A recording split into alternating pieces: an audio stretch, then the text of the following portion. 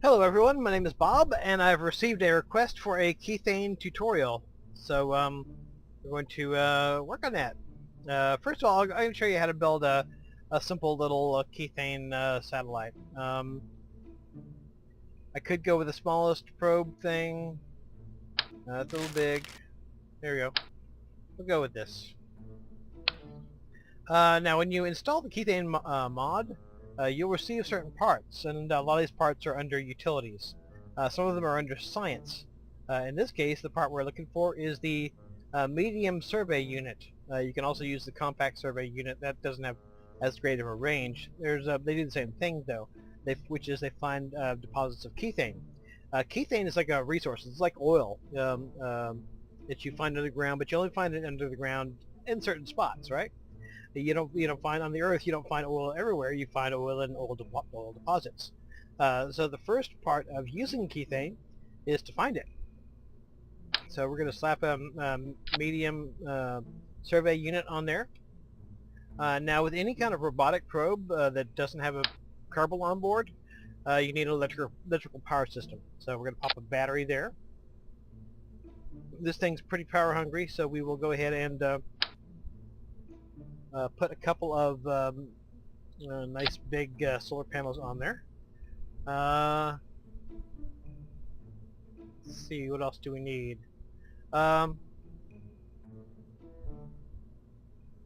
Also, you need a fallback power system. I just use these RTGs, so I'll use 2 of those as well.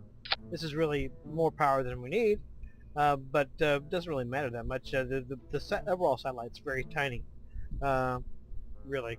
So it's always good to have a little extra. So let me think. Is there anything else that we need for this part of the vehicle? Am I forgetting anything? Well, we got power. We got a scanner. That's pretty much what we need. We got battery, power supply, scanner. We got the probe itself, the electronic brain. The electronic brain, yes. So what we have here is a simple Kethane scanner satellite. All you have to do at that point is stick it on a rocket.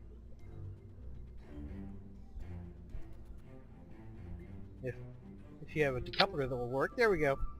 So we just stick it on a rocket, and I'll show you the next part. We're going to scan Minmus. I actually haven't scanned Minmus yet.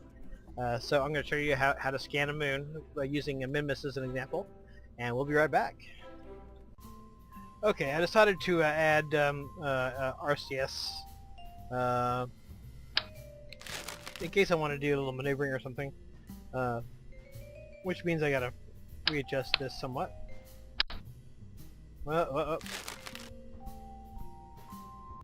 Okay, I decided I wanted to add some RCS to the probe because I might want to do a little maneuverings or something of some sort. So when you use RCS, it's always good to use 4 thrusters in a set, and always have see how the launch pad's up there?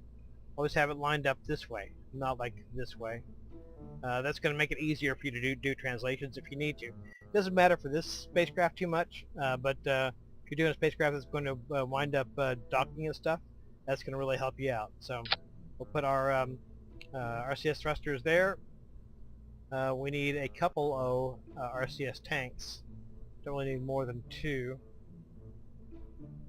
Or we can use the tiny little RCS tanks. So what we're going to do is we're going to use this the new tiny little RCS tank. Okay. Now we got to figure out. Also, we had to get rid of the RTG generator thing because to make room for the these things. So I think what we're gonna do is put these back on sort of catty corner like this, and put the solar panels on top of them if they will let me. Or sometimes if you won't attach, you can use one of these things, attach those to here, and then it'll let you attach like that.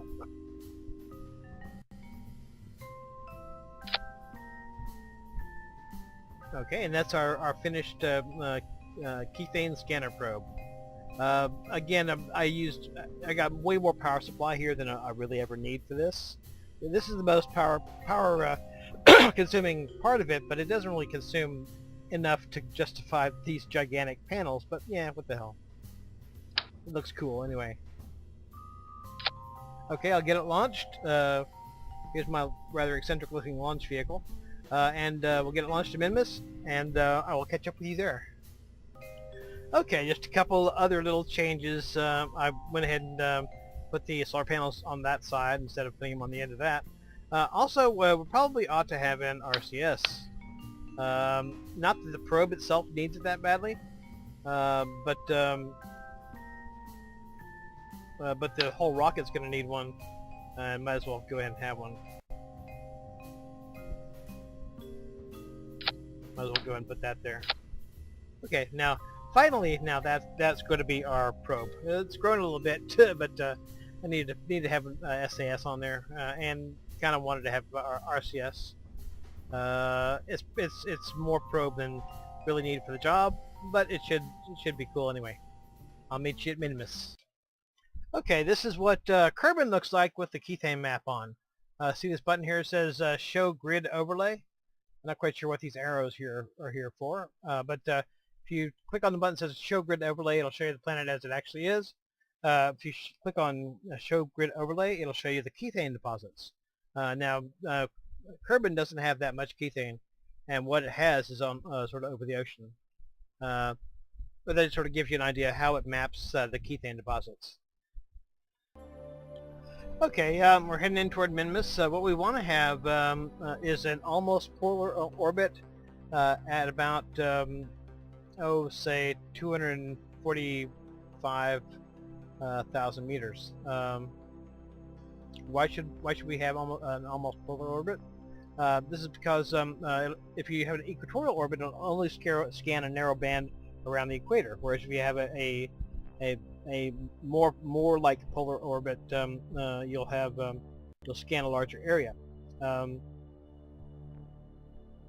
The altitude that you scan it at is not critical. Just be aware that the smaller scanner doesn't have the same range that the bigger scanner has. So you'll have to be closer to the planet if you want to use the smaller, lighter, more energy efficient scanner.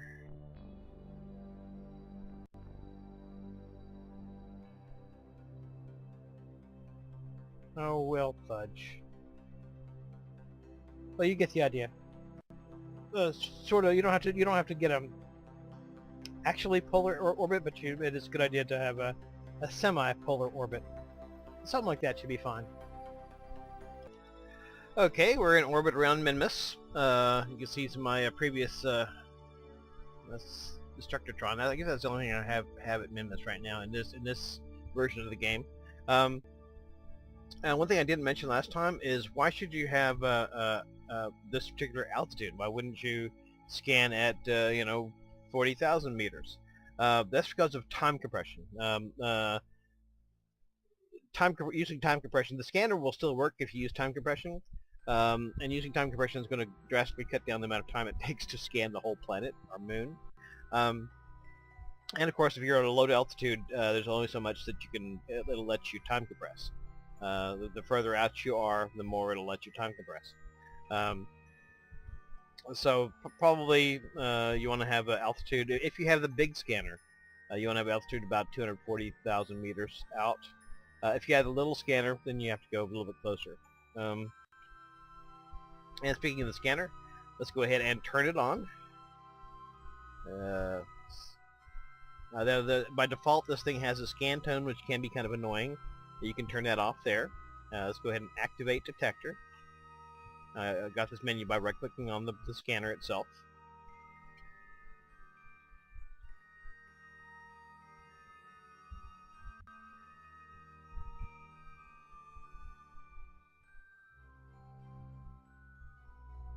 Let's go ahead and show grid overlay. This button is pretty important if you're using Kethane, the Kethane mod, because you want to turn the overlay off sometimes if you're like doing maneuvers near the surface of a planet, it may be annoying to have the overlay on. In this case, we're going to go ahead and turn the overlay on so we can see what the probe is scanning. Now let's go ahead and time compress. Now, even though it'll work at extreme time compressions, you'll just get like dribs and drabs of dots going on here. So you don't want to go too far.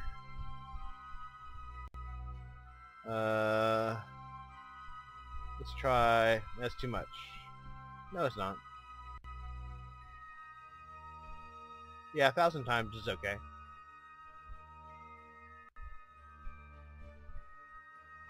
That's probably the limit of how much time compression you can really do on this and get a good results. So we time compress 1,000 times. As you can see, it's not scanning the poles here. If you want to get a perfectly polar orbit, you can scan the poles too. But generally speaking, we usually go for more equatorial orbits than that. But there may not be Kethane exactly at the equator. So this way we've got sort of a happy medium. We're scanning more of the area we're likely to want to access. Looks kind of like a tennis ball now, doesn't it? Okay, what I'll do is I'll go away and do something else for a few minutes, let it scan, and then we will see what we have. Okay, our map of Kethane on Minmus is complete. Let's take a look.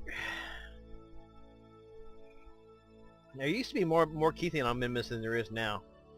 Also, it's kind of hard to tell here. You can see this is a brighter shade than this. Means there's more Kethane there, right here.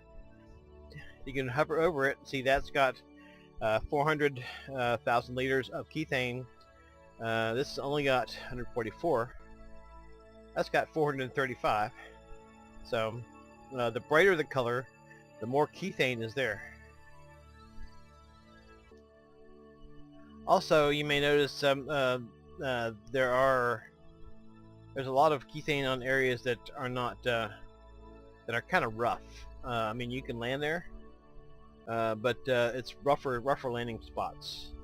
If you want a Kethane spot that's in a nice prime lake zone, but that's about it probably. That's the only one I can see. There's a few patches near the poles. So there's Kethane here. It's just there's a nice patch right there. If I can look at it. That's on the night side. So there's Kethane there. It's just sort of a matter of finding a good way to get to it. And the best, most optimal landing spots are going to be on the flat spots. So that's it. That's the only spot I see that has a flat spot and it's got Kethane. So next step is to land there and extract some Kethane and make use of it. Okay, we're going to build. Actually, I'm going to use a pre-made Kethane lander I've already made, but I want to show you something. Let's pretend we're going to build a Kethane lander. Again, I'm going to actually use one that I've already have made up. And the parts that we need for mining and extracting Kethane.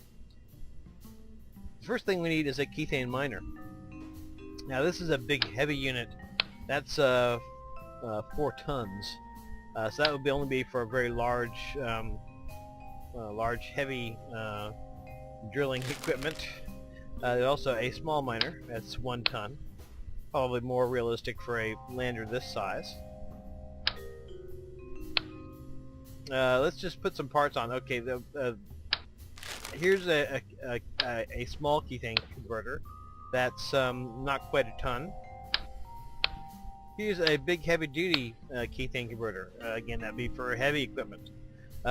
It's more efficient, but it's also lots heavier. That's again 4 tons right there. So we're gonna do a little light miner. I'm not gonna flesh out this lander because, like I said, I'm going to use one I've already made. But I want to show you one thing that's important to bear in mind. Let's stick a miner on here. Again, this is not a real lander. I'm sort of showing you this as an example. course, we need engines. I suppose we slap a couple engines over here, and we slap, let's see, this kind of engine here. There's one more part that we need. Let's go ahead and take that off for a sec, which is a kethane tank. Now there are these small little kethane tanks you can use for smaller equipment. There's also a variety of sizes that you can make use of. The reason why I'm doing this kind of weird configuration is I want to show you something. Okay, let's pretend this is our lander. Stick a few legs on there.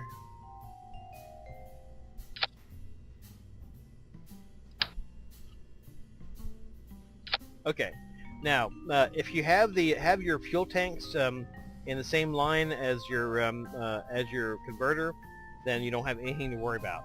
Let's suppose you had fuel tanks out here and the converter here. How would you hook up the plumbing in such a way as to make this fill up these tanks? Well, you might think that you would put a pipe leading from the converter to the tanks. Makes sense, right? Well, no, that's actually not how you do it.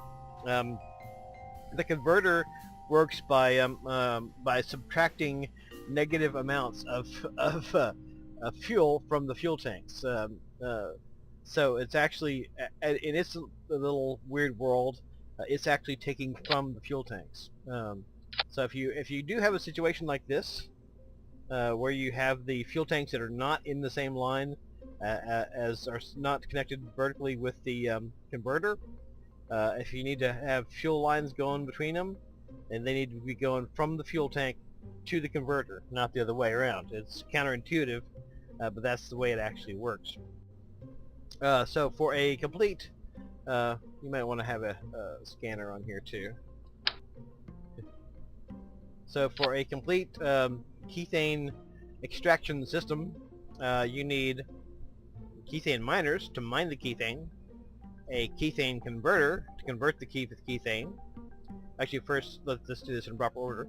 A kethane miner to mine the kethane, a kethane tank to store the kethane, a kethane converter to convert the kethane, and then your other fuel tanks are RCS tanks. As far as RCS goes, you don't have to worry about any kind of plumbing. It just goes wherever, you know. Also, let's suppose you had this here instead of here. It doesn't matter. Kethane acts like RCS as far as that goes. You don't have to worry about how to route the kethane itself. If you have miners here and kethane tank here, that works perfectly fine. It's not a problem. Kethane works like RCS as far as that goes. There are a few things I've never used here, like there's actually a jet engine that works in non-oxygen atmospheres that extracts kethane and uses it to provide propulsion. There's one more part that's kind of important. This is important if you are mostly if you're using the heavy drilling equipment, and that is a kethane generator. This thing will run on kethane and generate ginormous amounts of power. It will generate 75 units a second.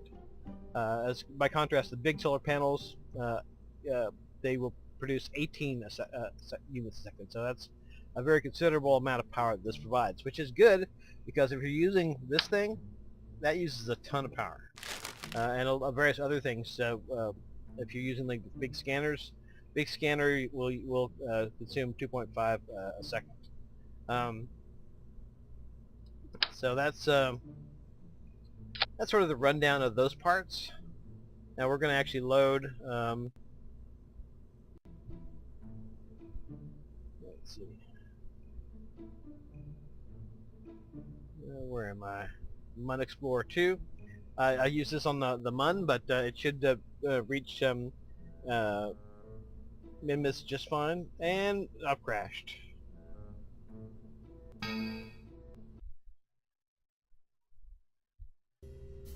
Okay, this is a very slight variation on my Mun Explorer 1 rocket.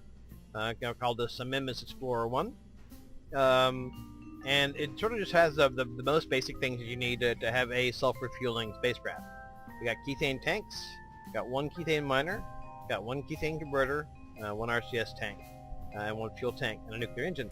Now, as you'll notice here, I do have a fuel line going from the fuel tank to the converter. That's set up in the right way. It goes from the tank to the converter, not what you would think, which would be from the converter to the tank. So that works. It's sort of just about the most minimal configuration you can have that'll work. It has a miner, it has a converter, it has some small kethane tanks. I probably could go with something a lot less powerful or a lot less heavy than this nuclear engine here, but I'm going to go ahead and go with it anyway. One thing that's important is power. Now, my first, my Mun Explorer 1, I had 4 of the small solar panels here. That actually wasn't enough power, so I have 2 of the big solar panels here on the side. Battery is important, again, to provide power for the drill and the converter and all that. Otherwise, pretty much the same as my Mun Explorer 1. If you've seen my videos with the video with Donnie Kerman on it, I don't even need a scanner on it because Minmus has already been scanned, but what the hell. So I will get this to Minmus, and I will show you how it works in practice. And away we go to Minmus. Okay, we're gonna coming up on our landing spot. I'm gonna go ahead and turn off the grid overlay so I can see what I'm doing here.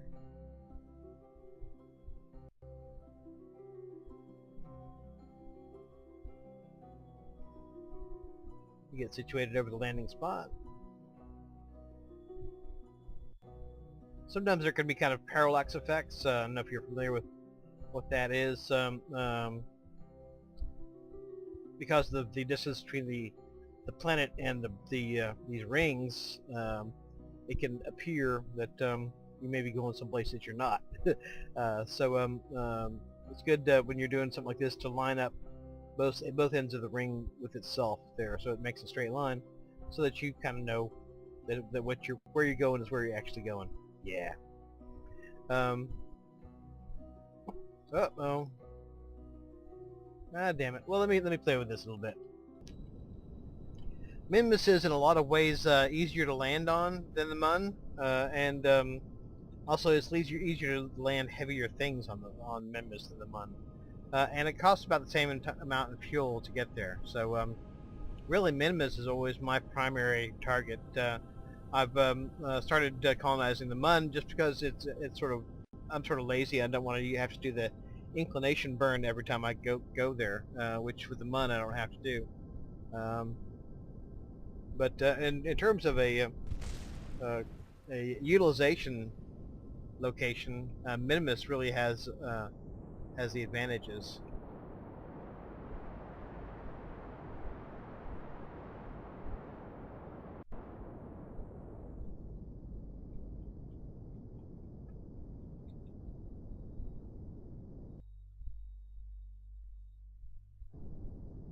It's easy to land on, low gravity. It's fun, you know, because you can jetpack all over the place. And generally speaking, in my studies on actual space utilization, colonization, really the low gravity targets are the most desirable for a whole slew of reasons. It doesn't take much fuel to get into and out of them, and if you need gravity, which of course human beings do need gravity. It's something we were evolved with, and it does bad things to us if we don't get gravity. So you could always create some kind of rotating station near, say, asteroids or Phobos or Deimos, some Minmus-like place. I'm about to land right on top of that thing. Yes, I am. Go ahead and jockey over a little bit.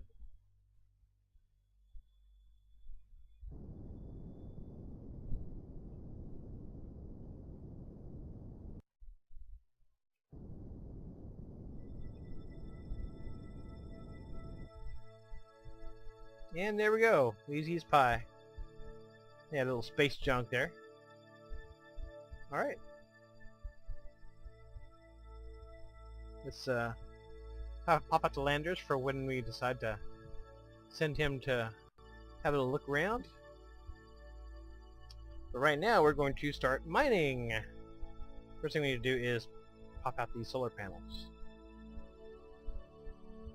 Because while you know, the crew power supply may do us for the trip out here, if we're going to be doing the mining and the conversion stuff, we need that power. So first step is to right click on the miner and say deploy drill. And it starts drilling. And we start getting kethane here.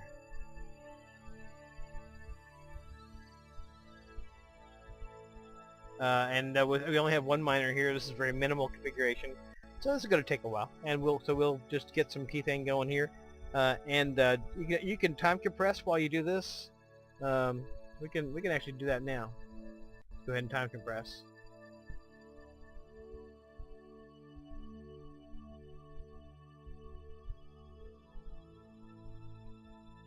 Okay, we got our kethane.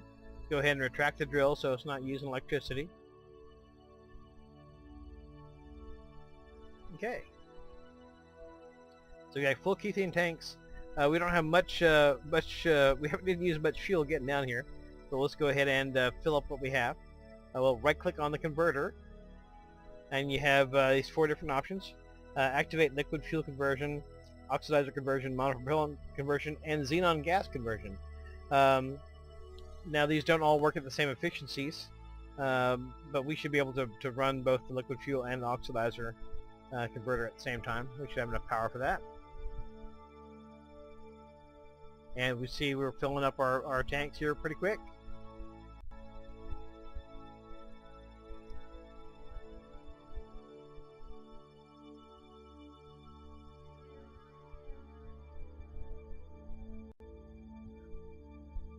And again, once we get everything done, we need to go ahead and deactivate, and then we can deploy drill, top up our kethane.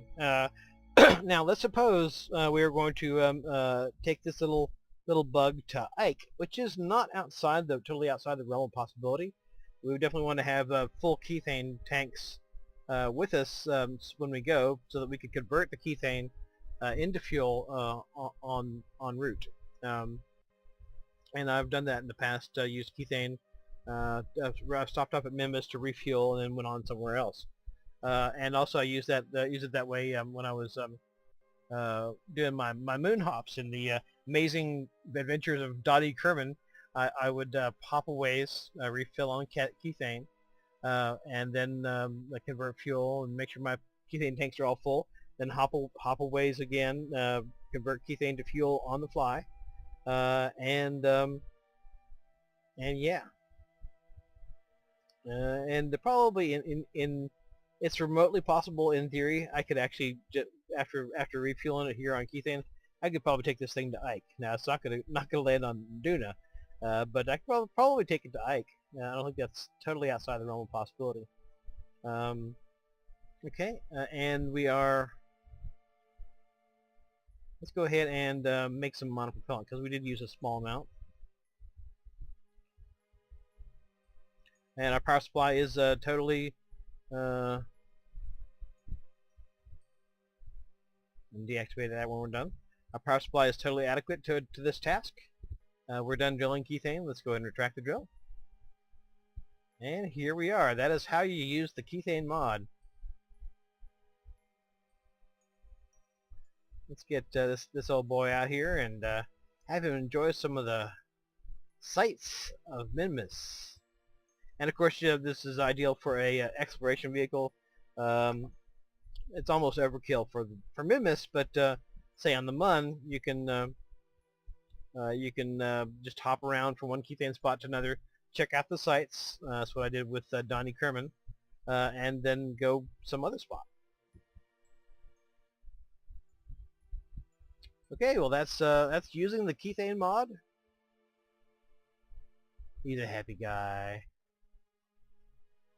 And until next time, hasta la vista. Adios. Don't go into orbit there, dude.